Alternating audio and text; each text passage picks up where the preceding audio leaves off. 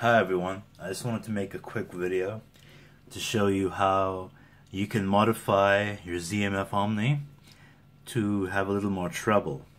Now, as you know, in my review I talked about the treble of these headphones, and they're not as rolled off as my Vibro Mark ones, but there is a little bit, with some genres there might be a little bit of less snap, less impact in the snares than you might be used to.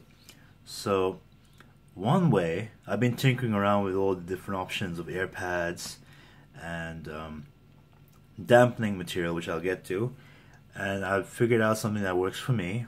It might work for you, it might not, but it's worth a try in my opinion. So as you can see here, the Omni comes with two foam dampening pads right here covering the T50RP driver. Now basically the more of these magnets that are uncovered means the more treble but the less bass. So obviously the sound signature of the Omni is a lot of bass, a lot of like nice forwarded mids, and treble's a tiny bit rolled off. So if you want to add more snap to your sound, you could leave this completely bare, but I would highly not recommend that because it gets a little sibilant and it's just, you lose the ZMF house sound, and nobody wants that. Trust me, these sound amazing. So one way you can do it is you can put this completely square and you can cover it up. Of course, you'll be leaving this out. Now, this is actually what I've been doing, but to do this, you can't use the lambskin pads because these are quite soft and they press really up against your ear, and you can get feel a little bit sibilant, feel a bit of the sibilance when you do that. So I wouldn't recommend using lambskin for this. I definitely would not recommend using the protein for this, because protein pads themselves are quite linear and they also tame the bass quite a bit, so this will be doing too much bass taming. Quite frankly, overkill. What you want to use are the cowhide pads. Now these are really thick and they press less against your ears, so you got more, and these have more bass, so this shouldn't affect the bass too much if you use the cowhide pads. So cowhide pads are a must if you're going to use this method. Another thing is, if this is not enough for you, what you could do is see how it's squarely in place. Well, kind of squarely, it's a little smaller than the actual driver itself. What you could do is make it diagonal.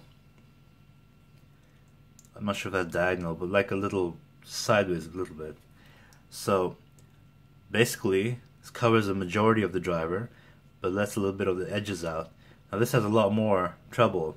What you could also do is, if this gets too much for you, you can also just put this on top, and then there you go. Just when you're putting it back, when you're putting the air pads back on, you just have to be a little careful keeping it in place. But this is one configuration.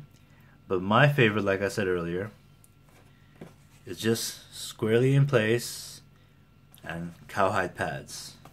Now these are really great headphones. These are my favorite headphones that I've owned, and I was really glad when I found out this little tiny mod, because, and by the way, this isn't my own doing.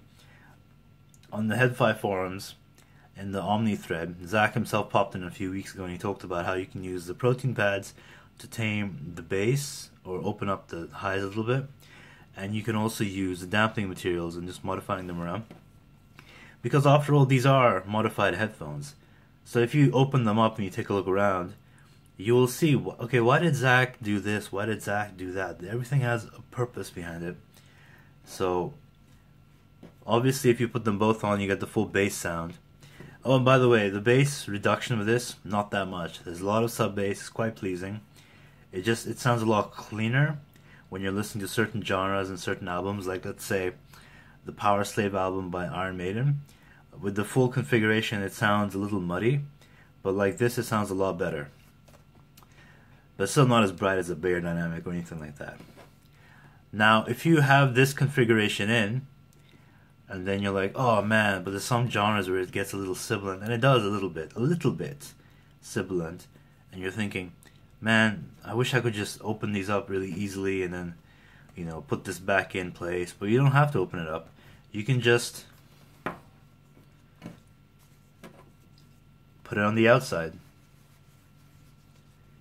And it stays in place too, as long as you're not like moving your head around too much. This will stay in place, and it'll give you the same effect. So you don't have to keep opening this up. Now, this is a bit like the Ether design, where they have like tuning pads or something I saw in the Fidelity's review. And that's where I got the idea from. You just pop them in, and now you've got the standard sound again. So, definitely try this out. Like I said, the Vibro Mark 1 had a lot more trouble.